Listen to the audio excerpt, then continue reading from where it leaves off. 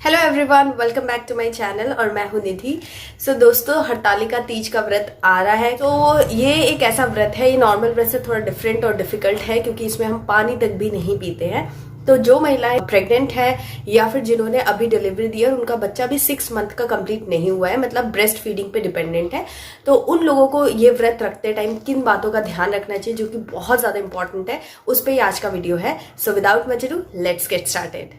तो सबसे पहली चीज तो ये है कि अगर आपका प्रेगनेंसी एकदम नॉर्मल है, कोई कॉम्प्लिकेशन, कोई अलग तरीके की प्रॉब्लम नहीं चल रही है, आप एकदम हेल्दी है, आपका वेट वगैरह सब अच्छे से गेन हो रहा है, सब कुछ अच्छा चल रहा है, या फिर पोस्ट डिलीवरी भी अगर आपको कोई कॉम्प्लिकेशन नहीं है, स्टिल आप एक बार डॉक्टर से कंसल्ट कर ले कि भाई मैं पानी भी नहीं पीऊंगी तो ये व्रत रख सकते हैं कि नहीं। और अगर आपके डॉक्टर आपको ओके करते हैं तब आप ये व्रत रख सकते हैं। इन नॉर्मल कंडीशंस सजेस्टेड नहीं होता है कि आप बिना पानी के रहें।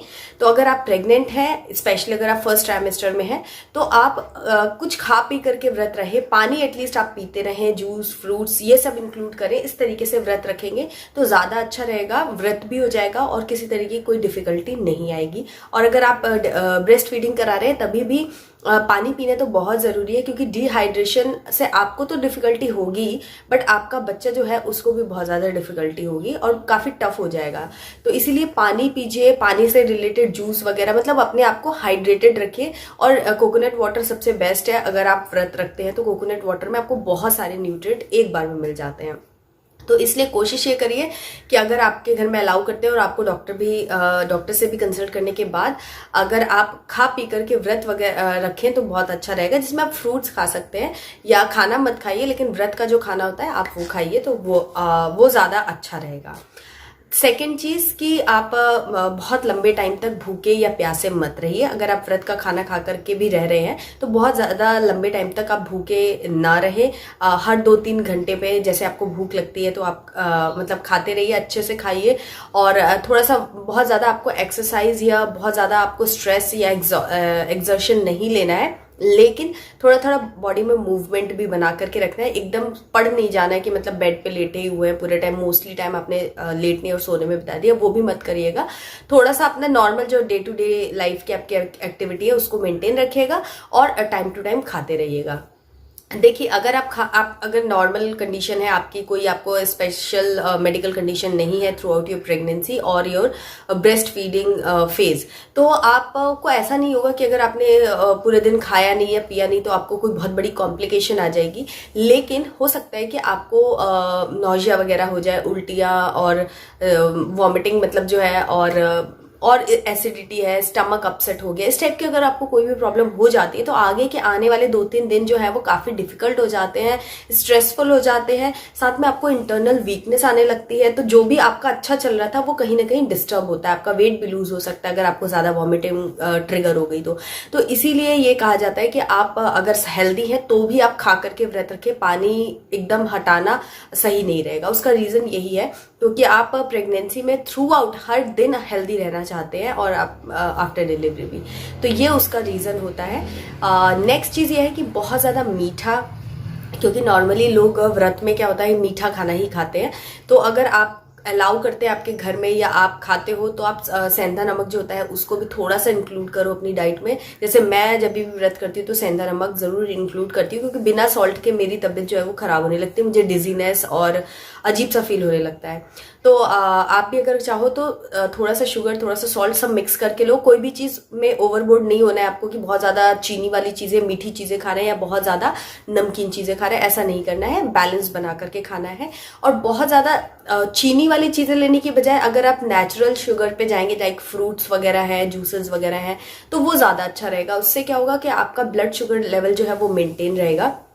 तो बहुत ज्यादा मीठी चीजें खाने से आप बचिए, वो सही नहीं रहेगा आपके लिए भी और आपके जो आपका न्यूबॉर्न बेबी है या आपका जो अभी अनबॉर्न बेबी है उसके लिए भी वही अच्छा रहेगा। ठीक है। उसके बाद बहुत ज्यादा चाय, कॉफी, कैफीन मतलब जो है वो आप इंक्लूड ना करें। अगर हो सके तो टोटली उस दिन अवॉइड कर दे, बट अगर आपको आदत है तो आप 1 कप या 2 कप ज्यादा से ज्यादा ले सकते हैं विद लेस शुगर, क्योंकि जो कैफीन होता है ना वो डिहाइड्रेशन आपकी बॉडी में बढ़ाता है। तो वैसे ही आपका प्रॉपर रेगुलर डाइट तो चल नहीं रही है, उसमें भी अगर आपने बहुत ज्यादा चाय कॉफी ले ली, कैफीन की वजह से आपको डिहाइड्रेशन की प्रॉब्लम हो सकती है। और डिहाइड्रेशन जो है वो अनबॉर्न मतलब आपके टमी में जो बेबी है उसको बहुत ज़्यादा मतलब डिफिकल्टी दे सकता है, उसको बहुत ज़्यादा स्ट्रेस दे सकता है। इसलिए डिहाइड्रेशन से आपको बचना है, तो उसके लिए आपको कैफीन वगैरह जो है वो भी रिस्ट्रिक्ट करना पड़ेगा। एंड उसके अलावा आपको ये ध्यान रखना है कि जैसे पूजा वगैरह हम करते हैं, ये तीज वाली जो पूजा होती है थोड़ी लंबी ड्यूरेशन की पूजा होती है, सिंपल वाली नहीं है कि बस गए अगरबत्ती दिखाई और हो गया, वैसा नहीं होता, थोड़ा लंबा ड्यूरेशन का पूजा रहता है।